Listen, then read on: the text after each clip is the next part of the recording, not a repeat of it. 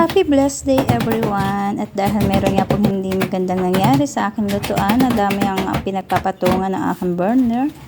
So, operation, kumpuni tayo ngayon. Wow! Sige, pukpok lang tayo ng pukpok hanggang mailubog natin yung pako. Yan yung mga retasong yero o yiso na natira dati. So, pinagputol-putol ko lang yan. Ginamita ko yan ng panggupit ng halaman kasi wala ako paggupit ng yero, so yan ang ginamit ko. Naputol ko din naman at ayan, pinagdugsong-dugsong ko lang. Magkaiba pa nga sila ng kulay pero mga retaso yan, so nirecycle lang natin. Wow! Kunting push na lang yan dahil wala tayong kasamang lalaki sa bahay, kaya kung ano kayang gawin ng mga lalaki, kaya din natin gawin mga babae.